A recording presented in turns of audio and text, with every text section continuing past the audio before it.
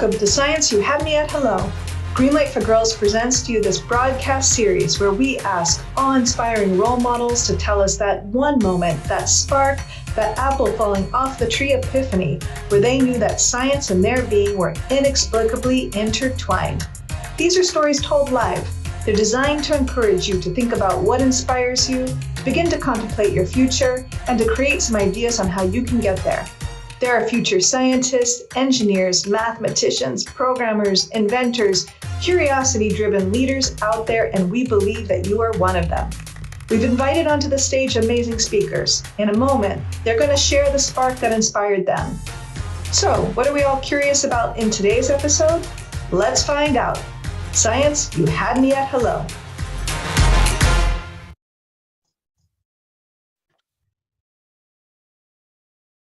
Welcome, everyone. We're thrilled to have all of you here. It's so great to see you for another episode of Science You Had Me at Hello.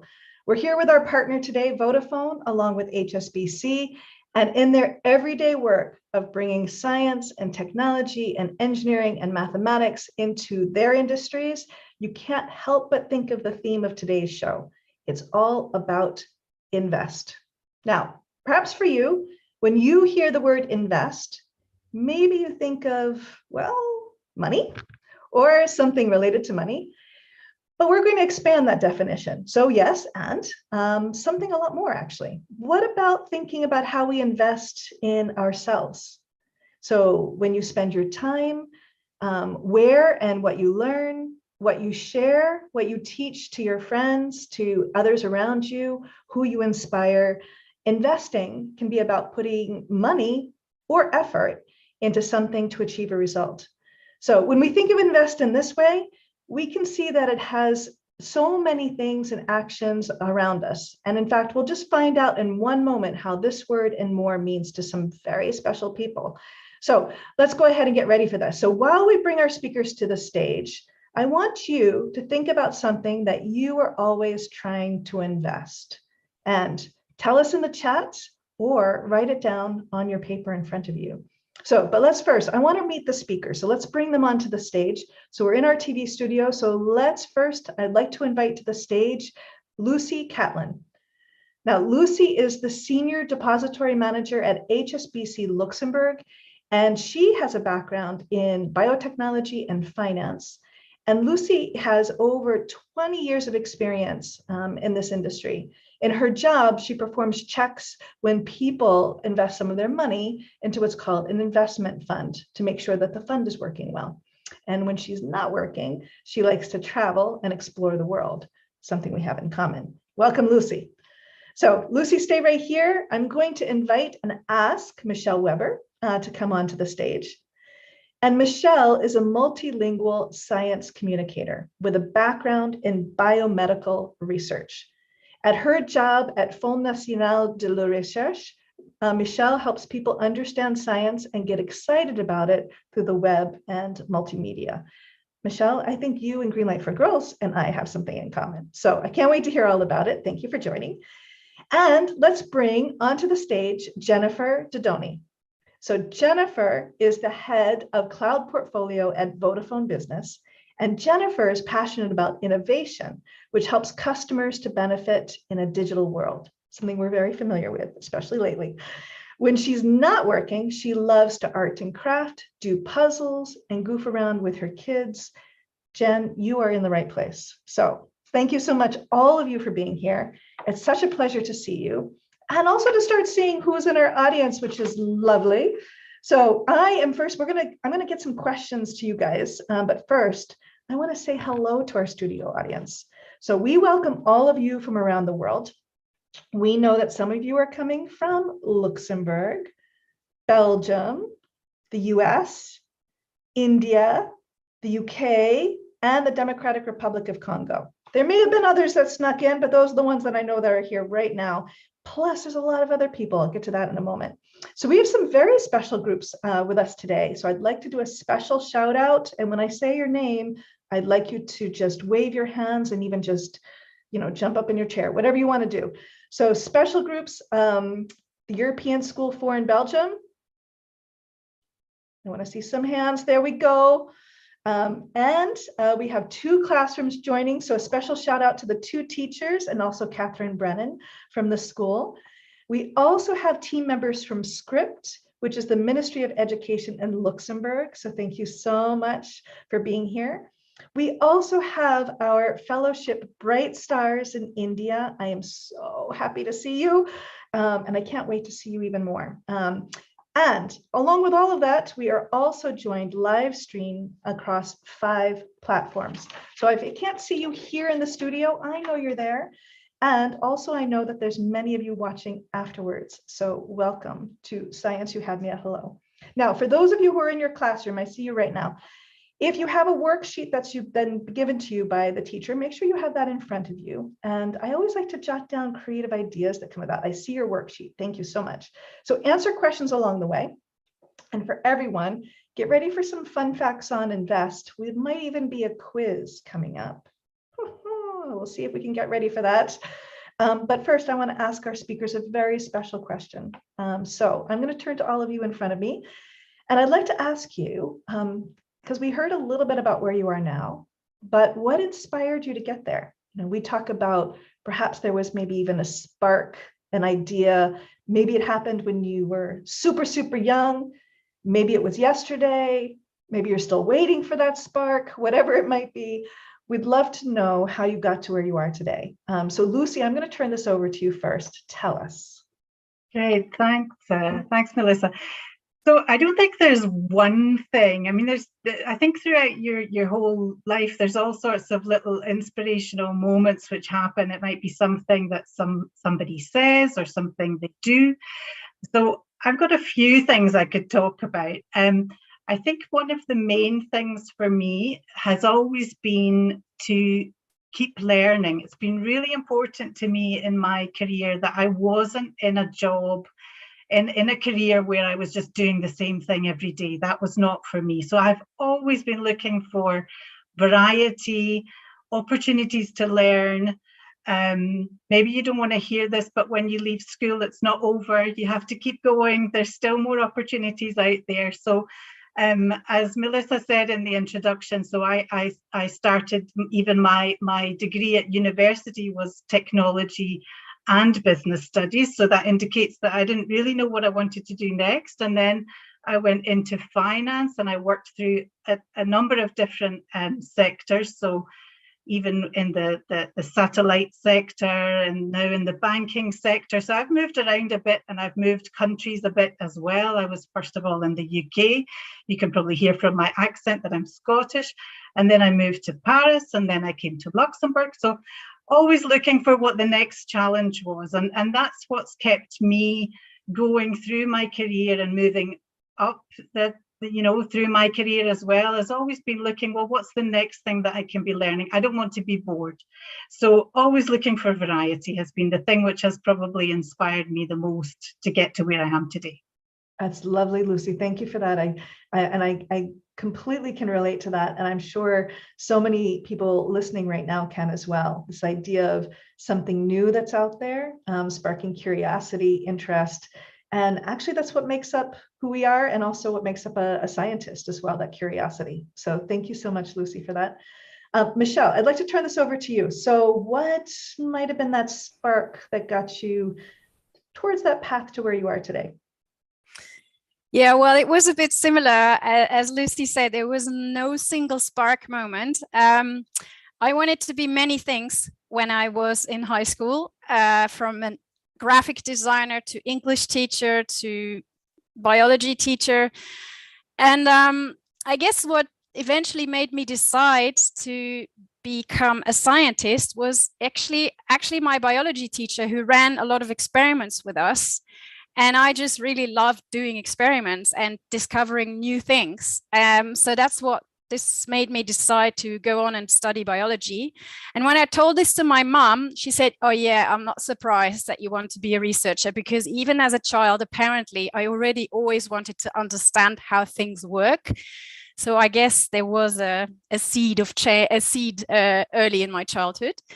And then I worked as a scientist, and throughout my research work, I discovered that I really took pleasure in explaining my science to other people. And at some stage, I decided then, hey, I want to do this full time, because as a scientist, you do work on a small piece of a puzzle that then fits in with many other pieces of the puzzle to give a big picture.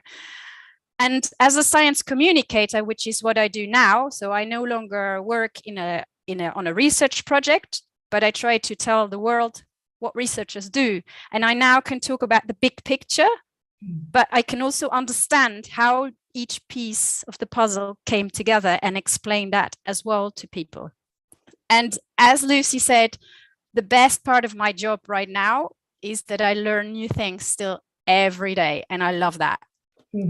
I love the theme that's going on here, especially the idea of always going for something new. And it's also just, I'll throw it out there, it's already connected to our theme of invest, right? So investing in new skills, new ideas to help us grow, and also the idea of variety. So Michelle, you mentioned that too, when you were in school, so many different things available to you. And I love that as an idea. So sometimes, especially someone who is, very young comes to me and says, oh, but I don't know one thing I want to be. And we always say, but you can be many things. So you don't have to choose one thing. So you can love sports and you can go into science, for example. You can go into communication and love to play the piano. So there are many different interests that we can combine together. Lucy, you're going to say something? Yeah, I was just picking up on what you're saying there, Melissa. I think we always hear all the time, follow your dreams, and like everybody's got to have one thing in their head that they know already at age 12 what they want to be.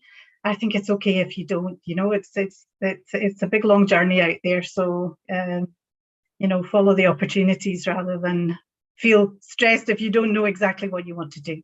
That's a great advice. Thank you. All right, Jen, you're up. I want to hear. So what was that spark that got to where you are today?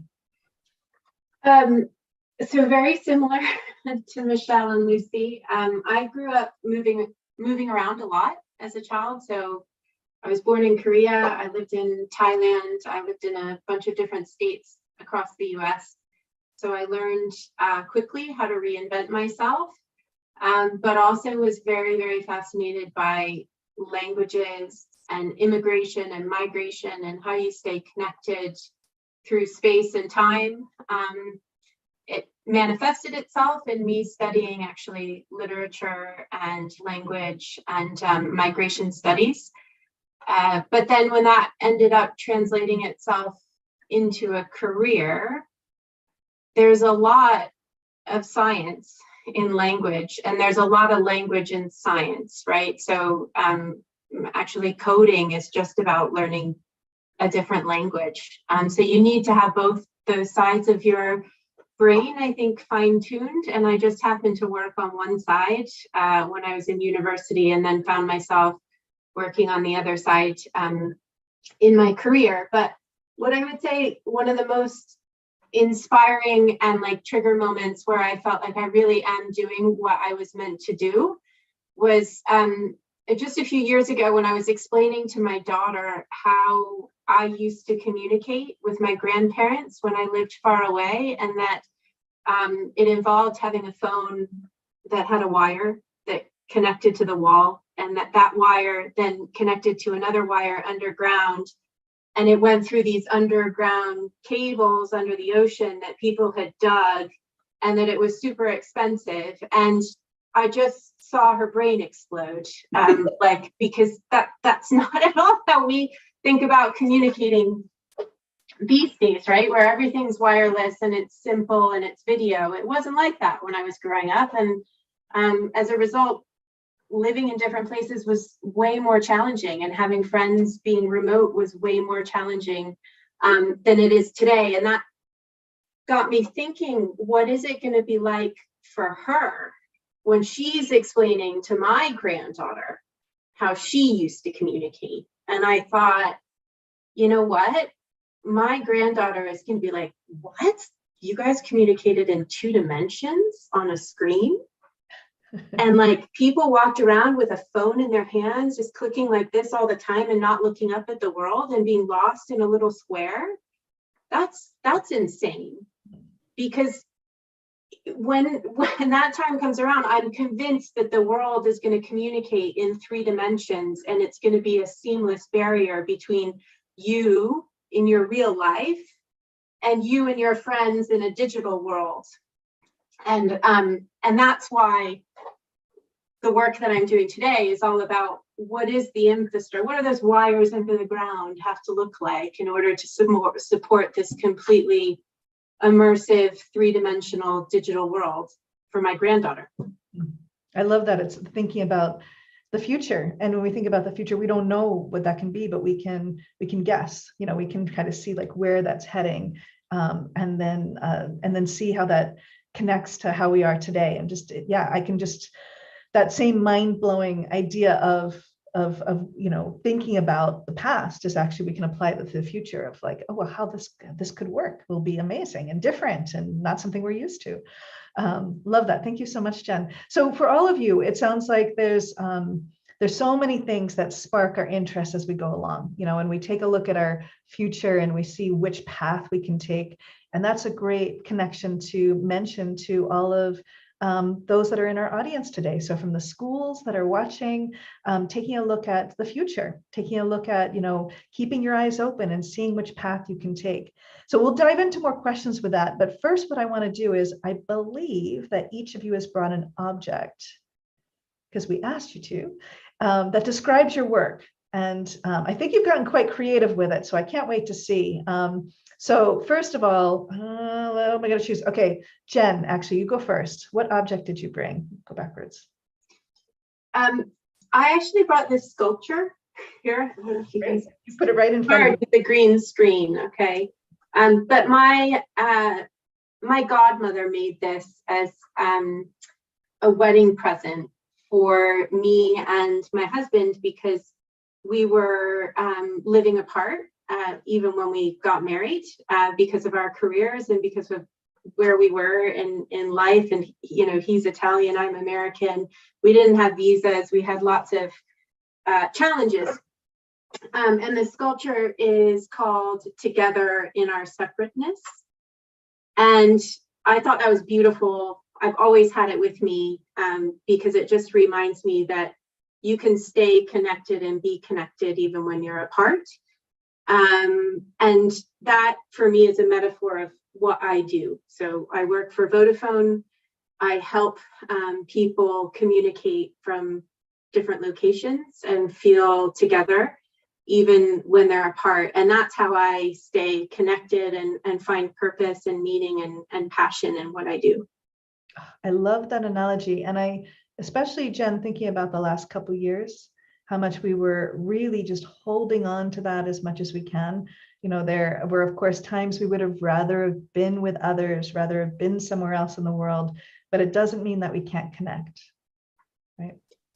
Yeah, and I mean, if the COVID pandemic had happened 10 years ago, it would have been catastrophically worse than it is today from a mental health perspective, because we now have technology to at least be able to see our loved ones, even if we aren't in the same room with them. And that wasn't commonplace before. So I used to joke about, okay, my husband, he works in he works in government aid and does a lot of amazing work, right? And I always used to joke, well, he does all the good for the family and I help sell mobile phones, and sort of always made a joke about it. But actually, I think it's a really powerful thing. It's a really powerful tool. It's probably the most important thing somebody can have in their pocket right now when it comes to surviving. Right, to make it all possible for everything else, right? It's the conduit. Yeah, this is fantastic. Thank you. Lucy, what object did you bring with you?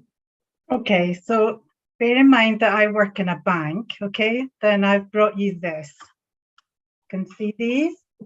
I'm a very, very dirty walking boots, if you can see them. Yeah. So I do not go to the bank wearing my dirty walking boots, rest assured. But I've brought these because, like as I said earlier, you know, my journey has been very much navigating through different challenges as they've come along. And so what my walking boots represent to me is being available for the next opportunity which comes along, and sometimes taking the next step into something where you're not so comfortable, something which is new, something which is unknown, but having the courage to take that step.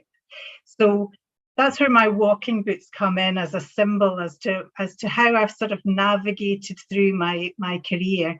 And just picking up on something that Jen said, it really struck a chord with me there, because one of the biggest steps I ever took was to leave the UK and go. I had the opportunity to go to Paris, to work in Paris.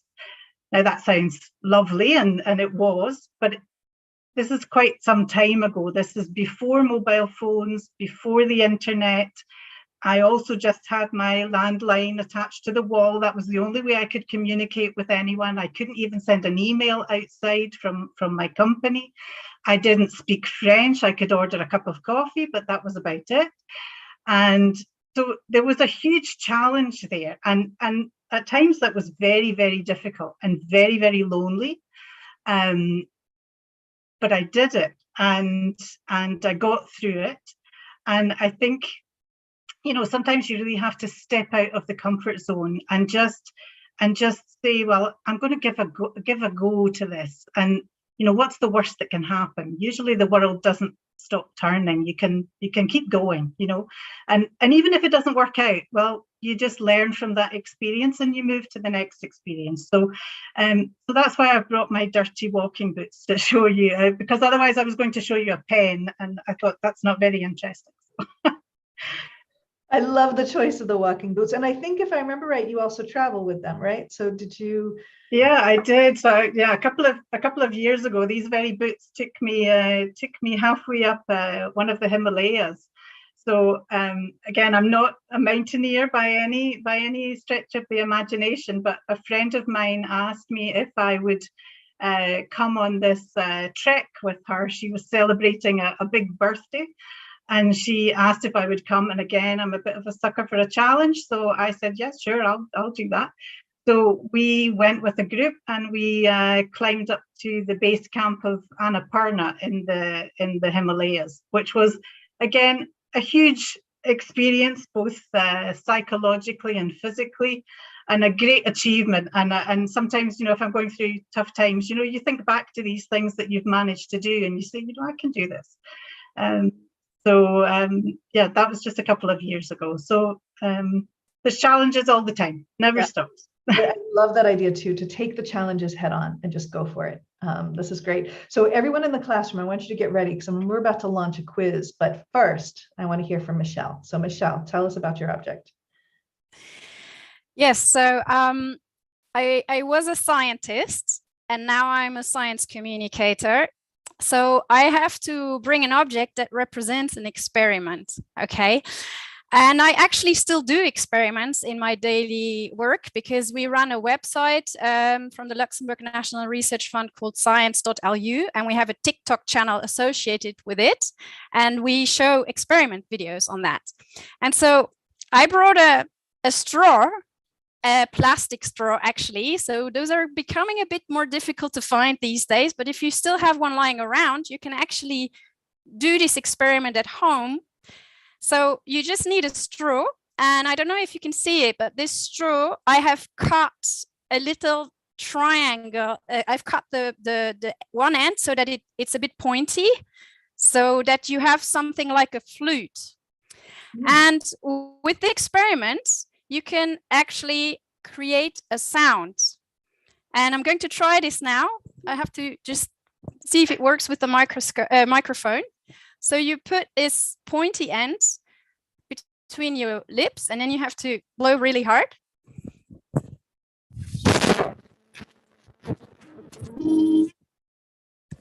I heard it. Did you hear something? Yes, I heard it. Okay. Now, the cool thing about this is what I love about experiments, because the beginning of an experiment is always a question. A scientist asks a question and then comes up with hypotheses of what possible answers could be to that question. So the question here is, what is a sound? and you can come up with ideas. But then when you blow into this straw flute that you built yourself, you can actually feel something. You can experience sound because it vibrates on your lips and you get a little tingling sensation on your lips. And that's exactly what a sound is. It's vibrations of the air. And that's what I love about experiments. It's you find an answer to a question through observation and experiencing something. And this is still true no matter whether you're a scientist or a science communicator. And it's something that has led me throughout all my life, questions and experiencing something, feeling.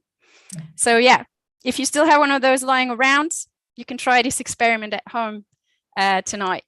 Michelle, I have a feeling that the next time that people go to a restaurant and they are still serving with plastic straws, we're going to have a myriad of instruments being played with this group right here, I can just tell you. So thank you so much. I love this. It's a fantastic example.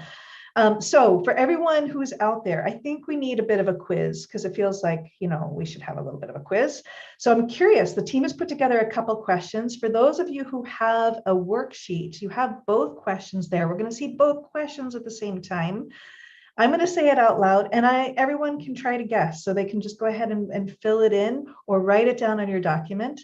So team, let's go. Let's see what those poll questions are. Here we are.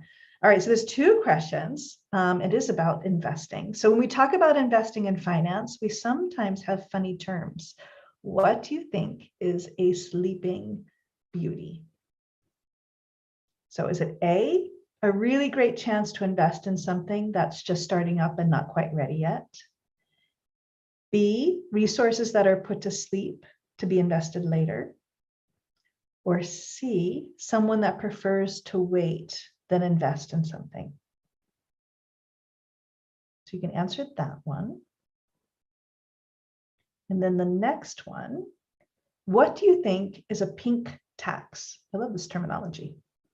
Is it A, money that a country asks for its people to pay on all pink things?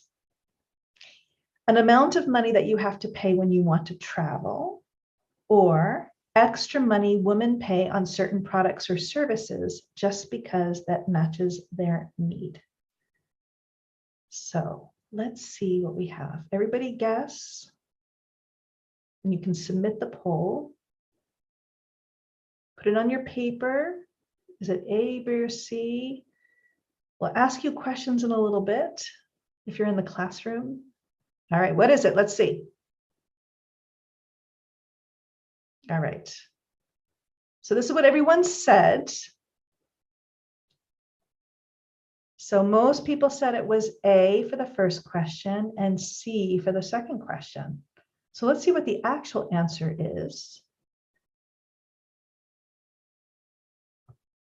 And the actual answer, I don't know if we have that on a slide, but in any case, it is C for Sleeping Beauty. So if you guys guessed that one, and C for pink tax as well.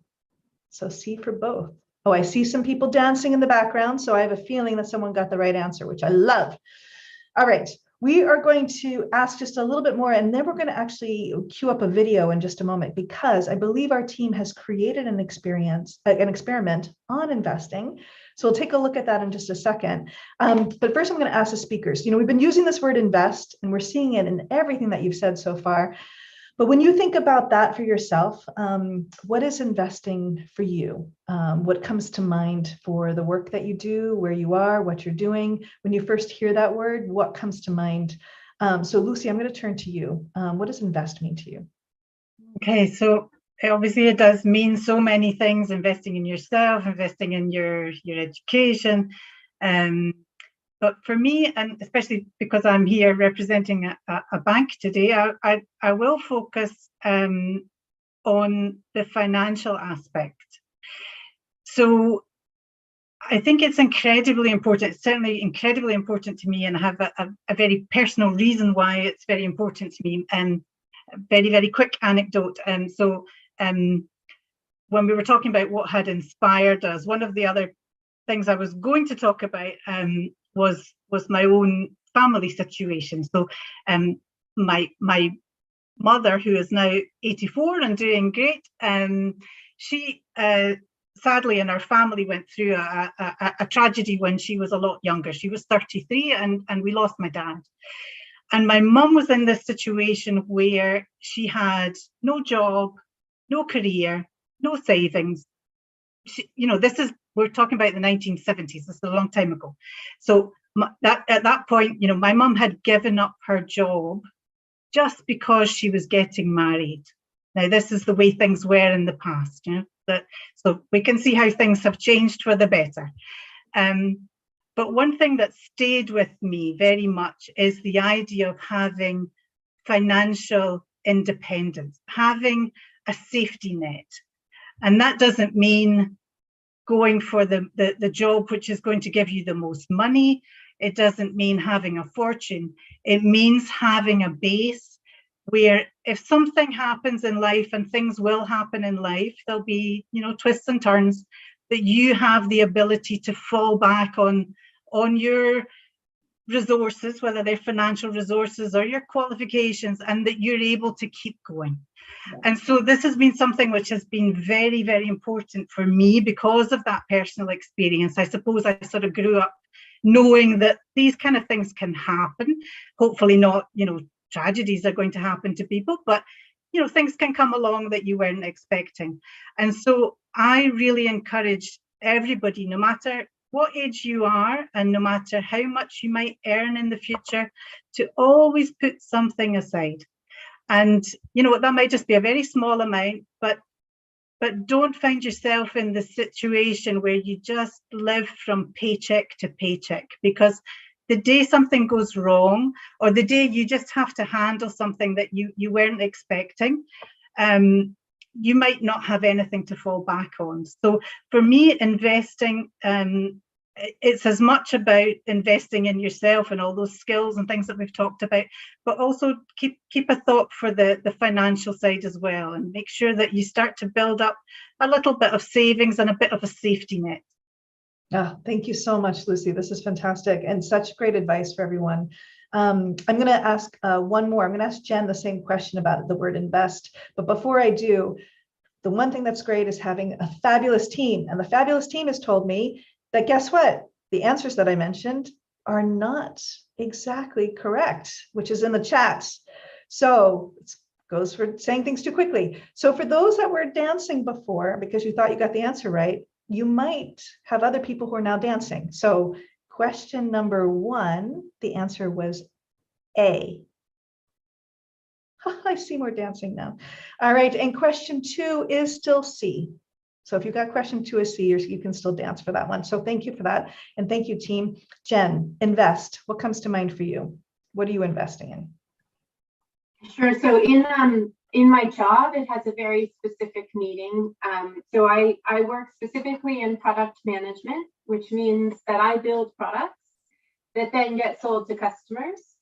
I need investment in order to build things. So I need to ask Vodafone for some kind of funding or resources or people to get me started building the products. And then I have to say to Vodafone, within this many weeks, months, years, I'm going to pay back that investment because I'm going to have sold this many of the products over time.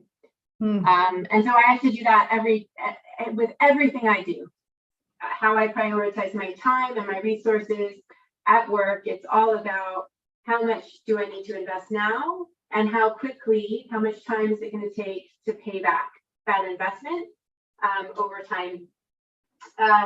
And the fact that I have to do this over and over and over again in my job, I now sort of have that way of thinking about everything in my life, except when I'm home, the probably since becoming a mom, the thing that I have, the most precious resource I have is my time and how I choose to spend my time. And so I kind of have started applying the same level of discipline to everything I do with my time, and being really, really clear what I want to get out of it and how long it's going to take before pays itself back. So it might be about investing time with my daughter to help her with her homework, which might be preparing for a spelling test next week, or it might be helping her define how she thinks about problems and problem solving,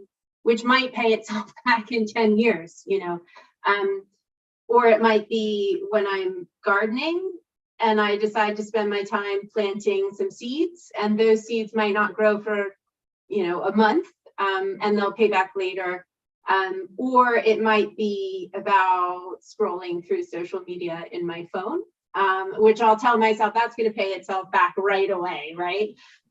Which means to me, I also apply the same level of discipline. Like if it's paid itself back, you've had your moment of relaxation, you need to shut that down and move on to something that's going to pay itself back longer term. So it's all about getting the right mix of things that pay back early and give you the things that you need, whether it's rest or relaxation or fun, with things that will pay themselves off a little bit longer term.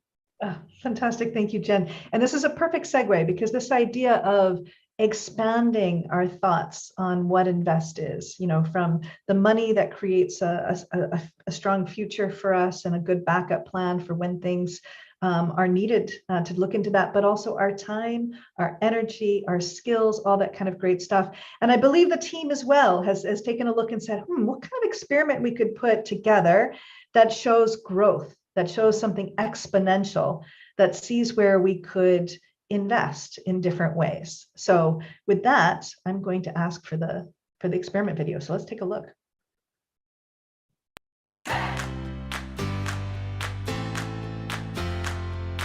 Welcome to the G4G Atelier. To invest is to help increase the value of an asset over time, and we love how this links to the exponential growth that can happen when investing in yourself and your science future. Now get ready to experiment with us.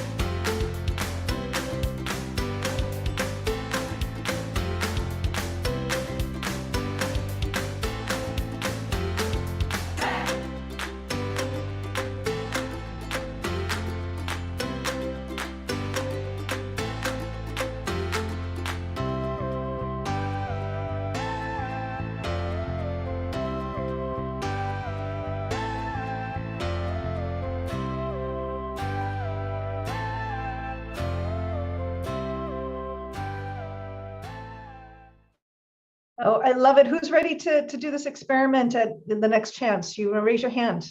Show me who's ready to do this experiment. Haha, okay, you're gonna have to try this. I know I am. So you have to try this at home or try this in your classroom. You can see what the teacher allows you to do. Let's see the next opportunity. We have so much fun with Greenlight for Girls with coming up with new ideas to show different concepts. And this was about investing or growing or expanding. And it's kind of disgusting, which makes it even more fun. So, this is a great experiment. So with that, we're going to actually ask our everyone who's in the studio if you have questions. I'm thinking about our classrooms, but before we do, we're going to need to say goodbye, but don't go anywhere. We're going to say goodbye to everyone who's live streaming right now. So bye to Facebook, LinkedIn, Twitter, YouTube. I always forget one, Instagram, if I didn't say that already, all of them. So we'll say goodbye to all of you who are joining us from